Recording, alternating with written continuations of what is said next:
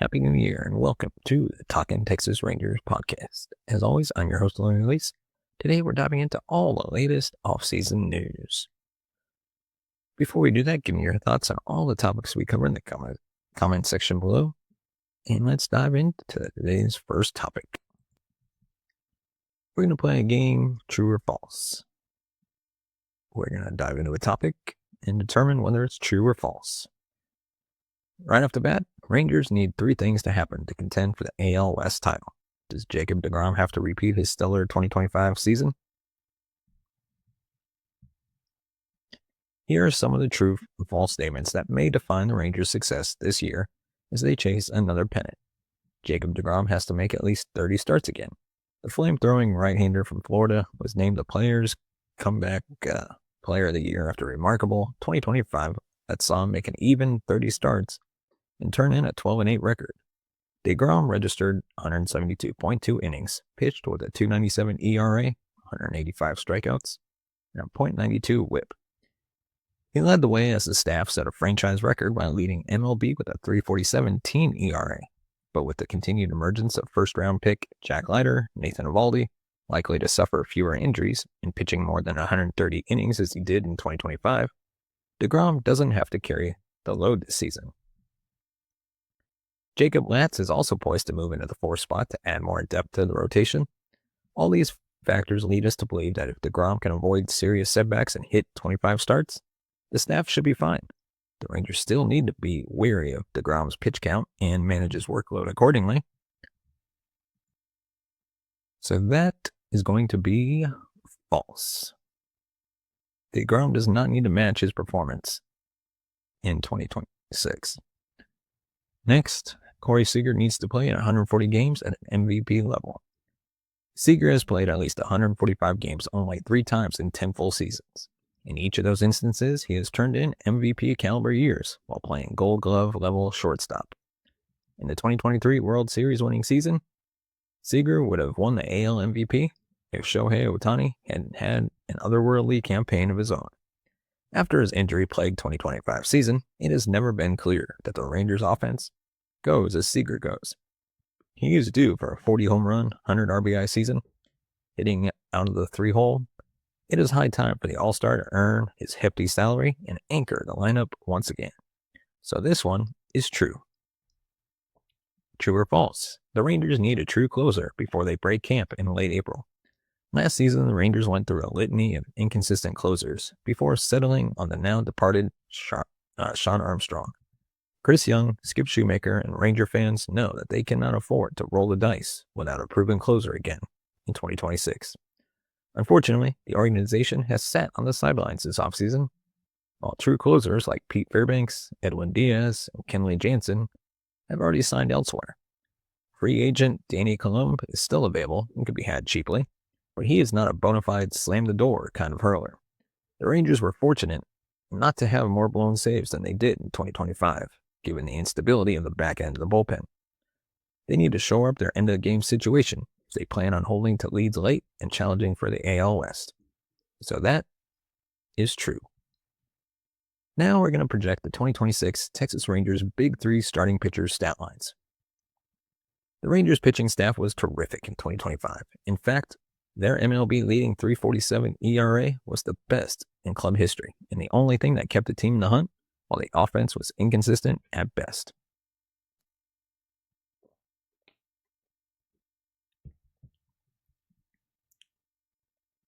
Duplicating such a stellar year will be difficult. Still, with a starting rotation that includes the likes of 2-time Cy Young winner Jacob deGrom, Nathan Eovaldi, and the promising Jack Leiter, it is reasonable to expect the Big Three could put up similar numbers in 2026, barring any significant injuries. So what will Rangers starters deGrom, Eovaldi, and Leiter's stat line look like this season? Jacob deGrom was undoubtedly the best story of 2025 as he was able to put in a full 30 starts and pitch more than 90 innings for the first time since 2019.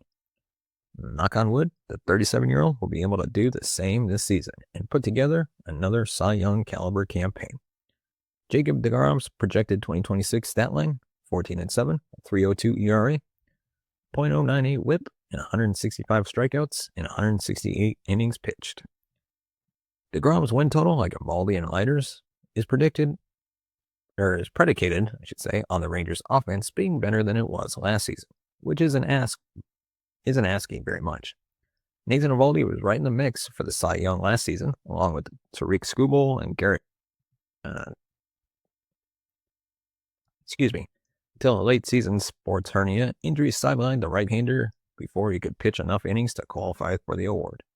Staying healthy enough to make at least 25 of 28 starts should be a priority for him in 2026. Nathan Eovaldi's projected 2026 stat line: 13-5, 2.96 ERA, a 1.01 WHIP, and 146 strikeouts and 157 innings pitched. Jack Leiter is surging after a sparkling second half of the season in 2025, but he is also still very young and doesn't have the track record of the other two. He has the stuff to put up similar numbers, but it may take another season before he puts it all together and starts to become dominant. He should still improve upon his breakout 2025 season, however. Jack Leiter's projected 2026 stat line: 12-10, 3.36 ERA, 112 WHIP, and 189 strikeouts and 187 pitches. Of course, on top of getting better run support, the Ranger bullpen will have to be prepared to protect the leads that will be given to them. So, unfortunately, Tyler Mahle is moving on to the San Francisco Giants on a one-year, $10 million deal. Tyler Mahle and the San Francisco Giants have agreed to terms on a one-year deal per multiple reports. Per John Heyman, Mahle is getting $10 million guaranteed, which I assume means that there are some innings or appearance incentives. Mahle spent the 2024-25 seasons with the Texas Rangers, who signed him after 2023 while he was recuperating from Tommy John surgery, anticipating he would return in the second half of 2024. He only ended up making 19 starts for the Rangers, 3 in 2024 and 16 in 2025. He had a solid 2.18 ERA in 86 innings in 2025, but with a 3.37 FIP and a 4.27 xERA, but had a couple of stints on the injured list. He also had just a 19.1 K rate, well below his career 24.1% K rate. The concerns about his durability and stuff meant that Mahle's market wasn't going to be as strong as one would expect for a pitcher coming off a 2.18 ERA. And I previously mentioned that I wasn't sure that there was a guarantee out there for Mahle for more than $10 million. It appears that was, in fact, the case. So, Ranger fans shouldn't worry about Marcus Semien. Brandon Nimmo's 2026 WAR projections: Semien is predicted to be worth more WAR than Nimmo next season, but the Rangers should still be happy with the trade if the projections come true. Rumors have suggested Texas Rangers outfielder Brandon Nimmo may have been an issue in the Mets clubhouse. However, there were also reported tensions between the Mets second baseman Marcus Semien and Rangers shortstop Corey Seager. Yet the two led the Rangers to their first World Series title in franchise history. As long as Nimmo performs to Texas's expectations and the team is competing for a playoff spot, no one will pay attention to the clubhouse vibes. Based on Fangraph's steamer projections, Semien is expected to post 3.1 wins above replacement next season, and Nimmo is expected to post 2.6. While some may look at the projections and figure that if they come true, then the Mets will be happier than the Rangers next season regarding the Semien-Nimmo trade. However, 0.5 additional WAR could be a huge difference for a team at the end of the season. The Rangers should still be happy with the deal in 2026 if both projections come true. If Semien and Nimmo WAR projections come true, Rangers should still be happy regarding trade with Mets in 2026. Ranger fans shouldn't care if Semien has a slightly higher WAR than Nimmo next season, because Nimmo is projected to be a better hitter than Semien, and Texas desperately needs to improve offensively.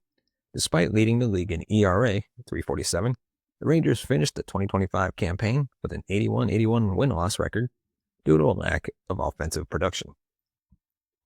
The Rangers also had a great defense last year, ranking third in the AL in outs above average, behind the Astros and the Royals. Their defense will likely decline a bit due to losing Semien, but it should still be among the league's best. Essentially, the Rangers chose to regress a bit defensively to get stronger offensively by dealing Semien for Nimmo.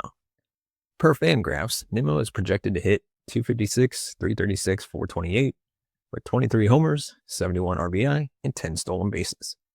Semien is projected to hit 241, 314, 400, with 22 homers, 74 RBIs, and 10 stolen bases.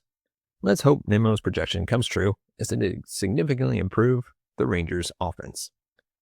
Now we're going to take a look at the 2025 season in review with Luke Jackson. With the 2025 Texas Rangers season having come to an end, we shall, over the course of the offseason, take a look at every player who appeared in a major league game for the Texas Rangers in 2025. Today, we're looking at relief pitcher Luke Jackson. The Rangers had a lot of success in 2025 with a bullpen that was cobbled together with a collection of low-cost, low-profile relievers. Not all of these guys worked out, however. For example, Luke Jackson. Jackson returning to the Rangers, the team that drafted him in 2010 that barely used him in 2015 and 2016, that essentially gave him away to the Braves after the 2016 in exchange for pitchers Tyrell Jenkins and Brady Feigl, only to see him turn into a useful reliever while with Atlanta, had the potential to be a feel-good storyline for the 2025 Rangers. Thus, of us still mad that Jeff Bannister chose to use Sean Tolleson for a second inning in an 11-inning win in Seattle after the Rangers had scored 8 runs in the top of the inning, rather than having Luke Jackson close it out, could be belatedly vindicated, kind of, by having Jackson return to the Rangers and perform well a decade later. But 'twas not to be. Assigned the closer role out of the gate, Jackson was handed the ball in the 9th inning of a tie game on opening day. And after striking out Tristan Casas to start the inning, went walk, infield single, home run. The Rangers lost 5-2. An ominous start to the season. Jackson stayed in the closer role for the first month of the season, even if he didn't really inspire a ton of confidence.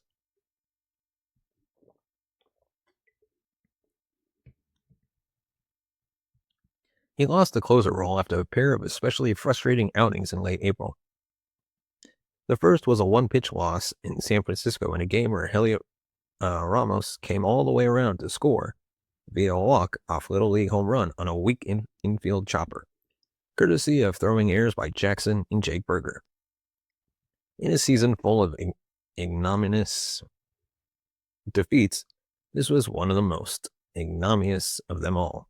The second was at home against Oakland a few days later, when after Robert Garcia allowed a leadoff single in the 9th of a 1-1 game, Jackson was asked to come in and shut things down. Unfortunately, did not. Quite the opposite. He gave up a homer to the first batter he faced, Brent Rooker, and then gave up a single, struck out Nick Kurtz somehow, then issued a pair of 3-1 walks to Luis Arias and J.J. Bleday. He was then pulled for Sean Armstrong, who struck out Gio Urshela for the second out, making the subsequent Lawrence Butler grand slam all the more demoralizing. Interestingly, as in the opening day loss, this 7-1 Oakland defeat saw Eovaldi start pitch well, Chris Martin record 4 outs, Robert Garcia record 2 outs, and then Jackson fall apart in the 9th, having to have Sean Armstrong come in and retire the final 2 batters of the 9th. The main differences are that on opening day, Garcia pitched before Martin, whereas it was vice versa in the game, and Jackson started the 9th on opening day, rather than coming in with a runner on and no one out, as in the Oakland loss. Anyway, Jackson sporting at that point a .655 ERA was used in a couple of low leverage situations before getting another save opportunity at home against the Rockies in a 2-1 game. It was his second one-pitch out of the season, as Ryan McMahon smoked a line drive on the first pitch that hit Jackson in the wrist, resulting in him leaving the game, though avoiding an actual IL stint. Despite the fireworks, Jackson actually only had 2 blown saves for the Rangers in 2025. One was in Oakland, 3 days before the one-pitch clown ball loss in San Francisco. The other was a little over a week after he was hit by the McMahon comebacker for 2 on and 2 outs in the 8th in New York. He was brought in to face Aaron Judge with the Rangers up 3-2. Judge singled to tie things up, though, with Trent Grisham thrown out at third, let the Rangers escape the inning with a tie. Didn't matter, though, as Jackson allowed Jason Dominguez to homer in the bottom of the 9th for the walk-off loss. That was it for high-leverage situations for a while, though, really. It wasn't that bad for most of May and June. Other than the Dominguez home run, the only run he allowed from the beginning of May through late June was in a game against the White Sox, when Garcia came into the game for him in the ninth and allowed an inherited runner to score. The Rangers still won that game, and in case you were curious, on an 11th inning walk-off single by now former Ranger Adolis Garcia against now current Ranger Tyler Alexander. Still, he wasn't missing bats, and he was walking too many batters. He had a couple of problematic outings against Seattle in late June, a pair of 12-inning losses where he allowed a zombie runner to score in the 10th in the first of those games, and somehow allowed just 2 runs in the 10th in the second game despite giving up 2 singles and issuing 3 walks. The second game was the one where Corey Seager tied up the game in the bottom of the 10th with a home run and had a chance to tie it again in the 12th, but ended up with just a sac fly because even Corey Seager is only human. It was followed up by a 0-inning pitch, 2-run outing in San Diego when, asking to protect a 6-2 lead, he went walk, single walk before being hooked. The final Rangers blow-up came in Anaheim when Jackson came into an 8-8 game in the bottom of the 8th and promptly allowed a single and a homer, along with another run that scored before he could escape the inning. Jackson only pitched 3 more times for Texas over the next 2 weeks, which included the All-Star break, before being designated for assignment to create a roster spot for John Gray. Jackson was signed by the Tigers after he cleared waivers and became a free agent, and in his first outing for Detroit, he was asked to protect a 10-run lead against the Jays in the 9th inning, but ended up allowing 4 runs on 3 walks and a pair of singles, before having to be bailed out. Jackson made only 2 more appearances for Detroit before being DFA'd, waived, and released once again. He was snagged by the Mariners in late August, putting up a respectable 2.38 ERA and 2.69 FIP in 10 outings for them over the final month, getting a couple of garbage time appearances in the postseason for Seattle. All told, Jackson put up a 4.11 ERA in 35 innings over 39 games for the Rangers, with a 4.84 xERA and a 5.05 FIP. When you combine his work with the Tigers and Mariners, his full season line shows an ERA of 4.06, a 4.30 xERA, 4.49 FIP. His K rate was a paltry 17.4%, well below his career average, and his 12.8% walk rate was the highest of his career in a full season. His fastball velocity was the lowest it has been since 2018. He's currently unsigned, and at age 34 would seem likely to be looking at a minor league deal, with an invite to the major league camp. I'm guessing that deal is not going to be with the Rangers. Something interesting, maybe only to me, when you look at Jackson's most similar pitchers through age 32, you see 4 former Rangers: Terry Matthews, Luis Garcia, Danny Patterson, Nick Massett. 2 of them are best known for being a component of a pair of significant and controversial trades in Rangers history. The other 2 aren't really best known for anything Rangers related. And that is our episode for this week. Let me know your thoughts on all the topics we covered. If there's something we missed, let me know. And if you want to support the channel, you can buy us a coffee at buymeacoffee.com/TTRangers. As always, thank you so much for watching and listening. We will see you next time.